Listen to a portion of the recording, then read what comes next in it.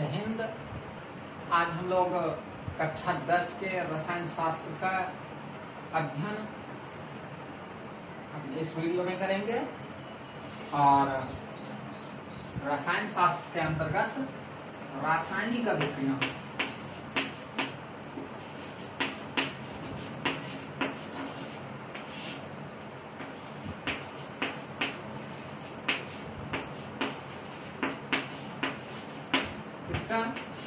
रासायनिक अभिक्रिया का अध्ययन करेंगे। रासायनिक अभिक्रिया को यदि अंग्रेजी में बोलेंगे तो केमिकल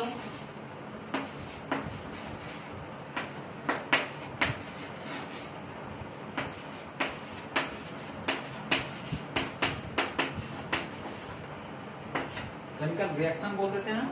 तो इस रासायनिक अभिक्रिया के अंतर्गत जो वैद्युत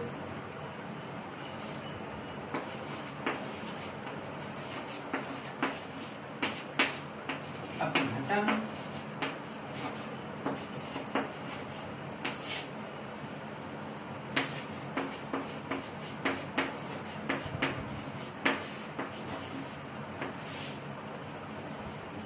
रासायनिक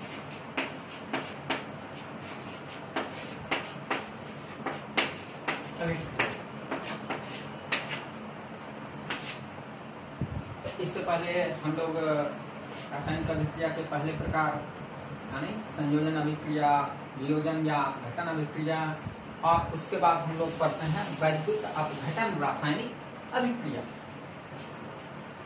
तो हम वैद्युत अपघटन अभिक्रिया के बारे में बात करेंगे, उनको परिभाषित करेंगे और उनके बारे में समझेंगे। तो सबसे पहले हम लोग जानेंगे कि वैद्युत अपघटन अभिक्रिया है। परिभाषा, वैद्युत अपघटन अभिक्रिया की परिभाषा हम पहले जानेंगे।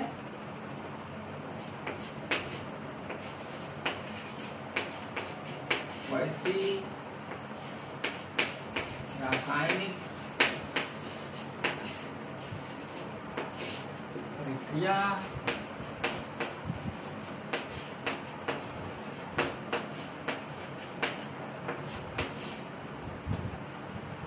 रासायनिक अभिक्रिया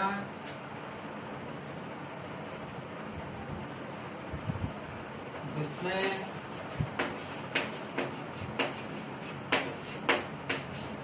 अभिकारक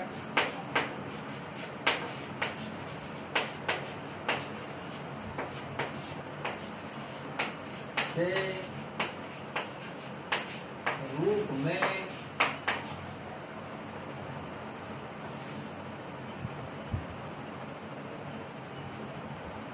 धातु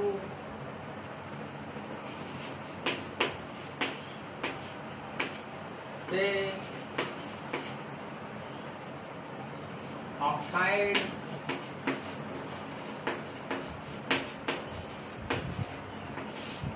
या क्लोराइड को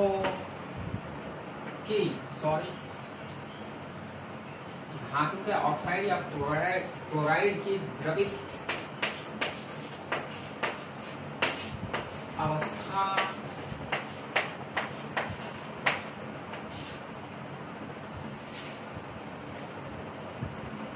से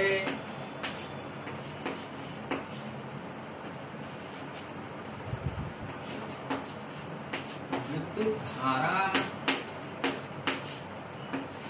प्रवाहित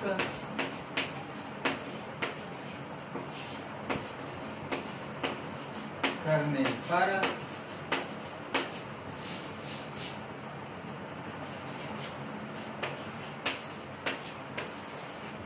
धातु के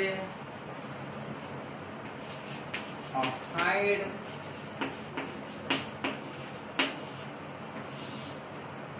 या क्लोराइड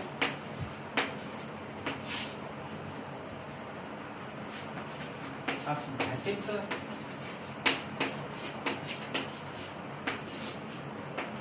हो हो जाते हैं।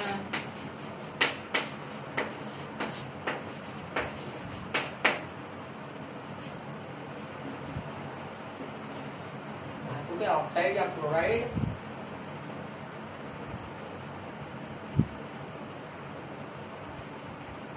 हैं और अपघटन के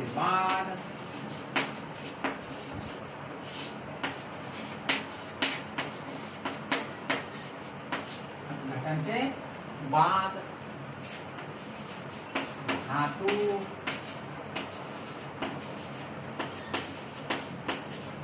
कैथोड पर तथा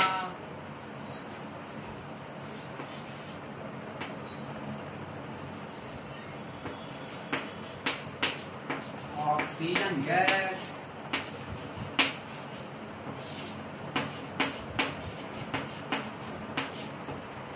या क्लोरीन गैस एनोड पर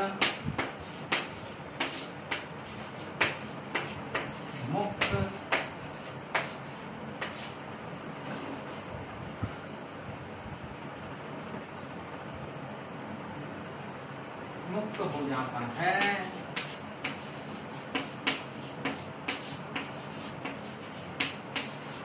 तो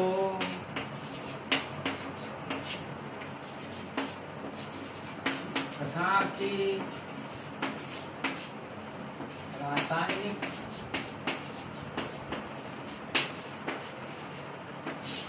अभिक्रिया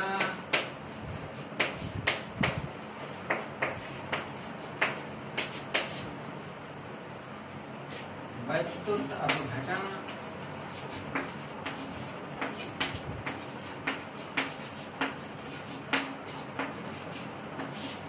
अभिक्रिया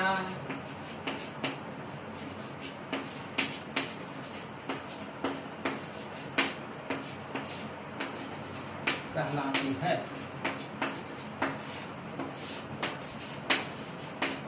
हमने परिभाषा क्या लिखा कि वैसी रासायनिक अभिक्रिया जिसमें अभिकारक के रूप में धातु के ऑक्साइड या धातु के क्लोराइड की द्रवित अवस्था से हम लोग जब विद्युत धारा प्रवाहित करते हैं तो धातु के ऑक्साइड या क्लोराइड टूट जाते हैं। अपघटित होना होगा, टूट जाते हैं और टूटने के बाद यानी अपघटन के बाद धातु कहाँ पर, कैथोड पर, तथा ऑक्सीजन गैस या क्लोरीन गैस कहाँ पर, एनोड पर मुक्त हो जाता है। तो इस प्रकार की किसी भी रासायनिक अभिक्रिया को हम क्या बोल देंगे, वैद्युत अपघटन अभिक्रिया। अब हमने इसके परिभाषा को लिख लिया, अब हम इसके उदाहरण को समझेंगे।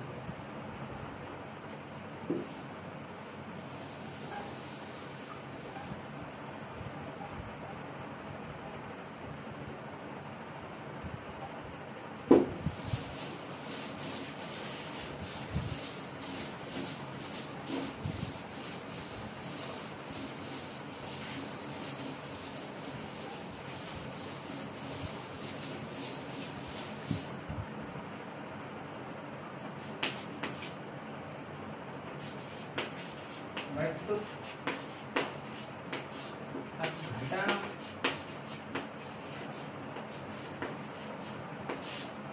अभिक्रिया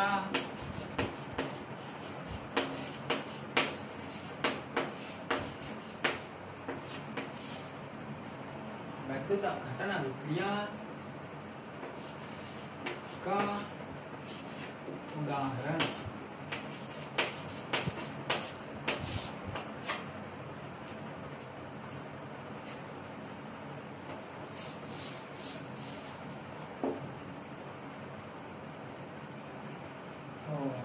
इसके लिए हम क्या करेंगे, वैद्युत अपघटन अभिक्रिया का यदि हमें उदाहरण व्यक्त करना है तो हमने क्या बोला था कि धातु के ऑक्साइड या धातु के क्लोराइड। तो हम सबसे पहला क्या लेते हैं, धातु के क्लोराइड।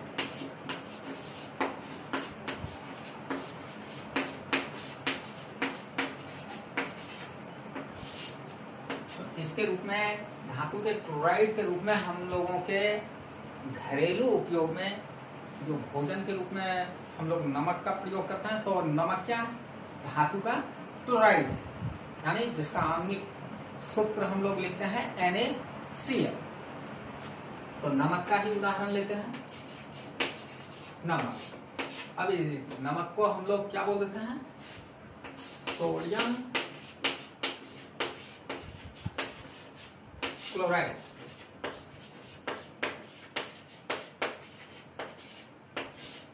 अब देखिए इस सोडियम क्लोराइड का संकेत क्या होता है, NaCl, अनुसूत्र का संकेत NaCl। अभी देखिए सोडियम क्या है, धातु,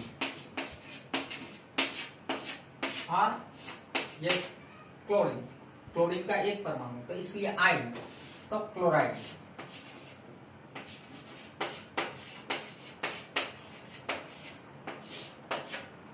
तो हमने देखा कि सोडियम क्लोराइड धातु का क्लोराइड है। अब इस धातु के क्लोराइड की द्रवित अवस्था का विद्युत अपघटन करना है, तो हम क्या करेंगे, इसका ग्राफीय रूप में विवरण देखेंगे कि सोडियम क्लोराइड के द्रवित अवस्था को लेंगे और विद्युत धारा के प्रवाह को, विद्युत धारा को प्रवाहित कर सोडियम को अलग करेंगे और क्लोरीन गैस को अलग करेंगे, अर्थात धातु को अलग करेंगे और क्लोरीन गैस को अलग करके दिखाएंगे। इसके लिए हम एक पात्र ले लेंगे और इस पात्र में हम ले लेंगे जल, द्रवित अवस्था है, द्रव जल लिए, तो जल का संकेत सूत्र H2O, और इधर नमक लेते हैं। नमक जो हमारा क्या है, धातु का ऑक्साइड, सॉरी धातु का क्लोराइड।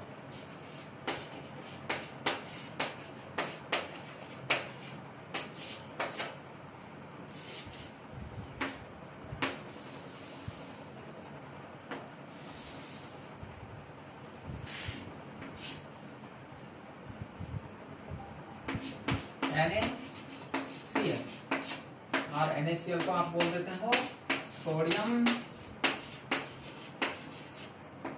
क्लोराइड।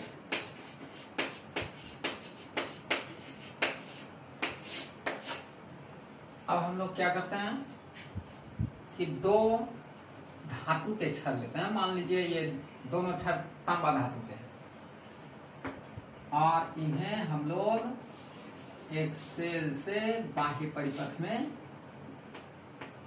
वायर लगा के जोड़ देते हैं। इस तरफ से प्लस दे दिए और इस तरफ से माइनस। एक सेल से विद्युत धारा लेने के लिए हम लोग एक सेल को जोड़ दिया और यहाँ पर एक स्विच लगा दिया। यह हमारा प्लस, सेल का प्लस पोल, और इस तरफ सेल का माइनस पोल। अब हमने क्या किया कि धातु के क्लोराइड की द्रवित अवस्था में दो धातु के छड़ लगा दिए। तो ये छड़, ये पहले क्या कहलाते हैं, इलेक्ट्रोड।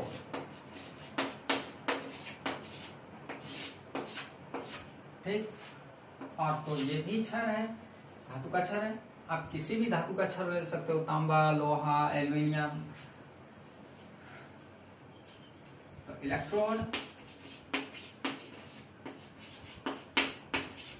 लेकिन प्रायोगिक रूप में हमेशा तांबे का छड़ लेना चाहिए इलेक्ट्रोड के रूप में। तो हमने दोनों इलेक्ट्रोड ले लिया, लेकिन इस इलेक्ट्रोड को यदि जब हम सेल के, यहाँ क्या है, हमने परिपथ में सेल जोड़ा है, तो सेल के प्लस पोल से यानी धन ध्रुव से यदि जोड़ दिया तो ये इलेक्ट्रोड एनोड होगा, कहलाएगा। और इस छड़ को, इस इलेक्ट्रोड को हमने सेल के ऋण ध्रुव से जोड़ा है, इसलिए ये इलेक्ट्रोड कैथोड कहलाएगा। इसे हम बोल देंगे कैथोड। हिंदी भाषा में एनोड को धनोद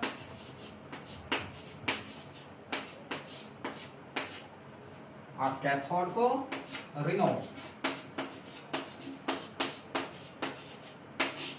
बोला जाता है।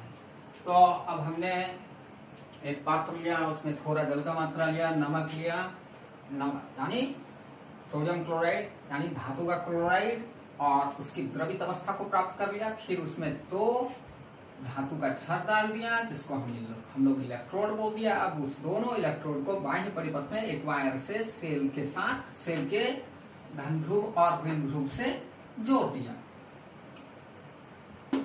जो क्षार सेल के धन ध्रुव से जुड़ा हुआ है उसे हम एनोड बोल दिए, जो क्षार सेल के ऋण ध्रुव से जुड़ा हुआ है उसे हम कैथोड बोल दिए, या हिंदी में ऋणोद बोल दिए। तो इस प्रकार अब हम यहाँ स्विच से क्या करेंगे, विद्युत धारा प्रवाहित करेंगे। तो विद्युत धारा किसे कहते हैं? आवेश के प्रवाह को विद्युत धारा कहते हैं। तो आवेश, और आवेश को ढोने वाला कौन है? आवेश का मूल वाहक इलेक्ट्रॉन है। तो अब इस बाह्य परिपथ से अंदर की ओर आना कौन प्रारंभ किया? तो छोटे कण के रूप में इलेक्ट्रॉन का प्रवाह होना प्रारंभ हुआ। अब ये इधर होते हुए, क्षर से होते हुए, ये इलेक्ट्रॉन का कण,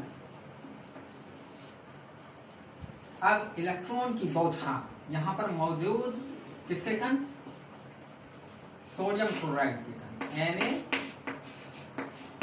NaCl के कण से टक्कर करके क्या कर रहे हैं? बार बार इनसे आकर टक्कर कर रहे हैं। तो ये इलेक्ट्रॉन और ये सोडियम क्लोराइड, अब इस दोनों के टक्कर के कारण, और हम जानते हैं कि विद्युत धारा में इलेक्ट्रॉन का जो प्रवाह है, इलेक्ट्रॉन की जो गति होती है वो प्रकाश की गति के बराबर होती है। यानी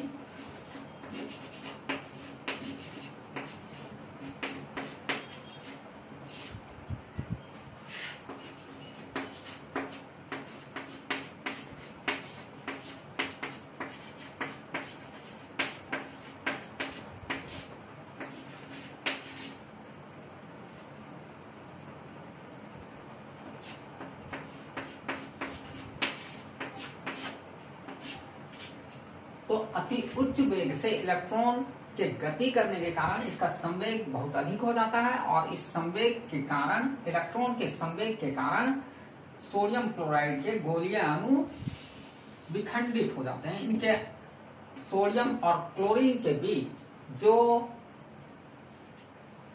वैद्युत संयोजक बंधन है, यानी आयनिक बंधन, उस आयनिक बंधन को इलेक्ट्रॉन के प्रहार से टूट जाना पड़ता है। इलेक्ट्रॉन के प्रहार से सोडियम और क्लोरीन के बीच जो आयनिक बंधन बना था वो टूट जाता है, और सोडियम अलग हो जाता है और क्लोरीन अलग हो जाता है।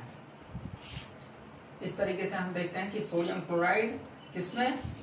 सोडियम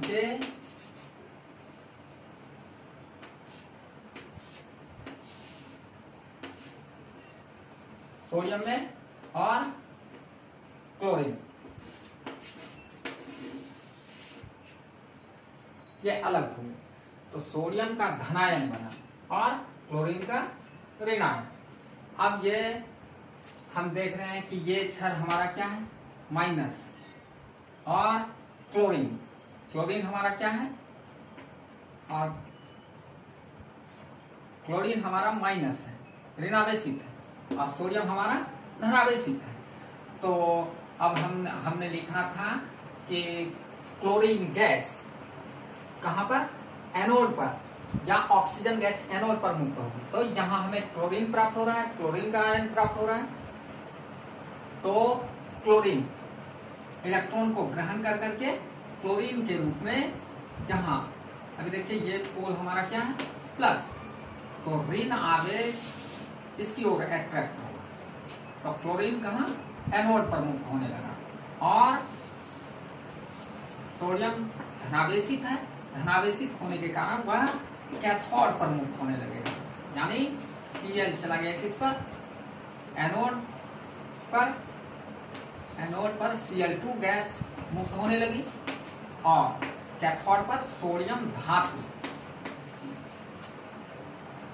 जमा होने लगा। इस तरह से हमने देख लिया कि जब हम धातु के क्लोराइड का वैद्युत अपघटन किया तो उस वैद्युत अपघटन की क्रिया में धातु कहाँ, कैथोड पर, और उसमें क्लोराइड जो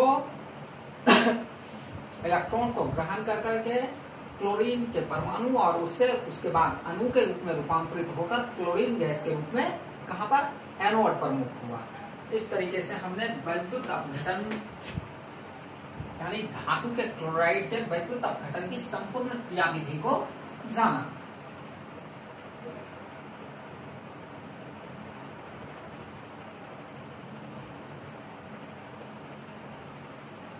इस क्रियाविधि को हम लोग लिख भी सकते हैं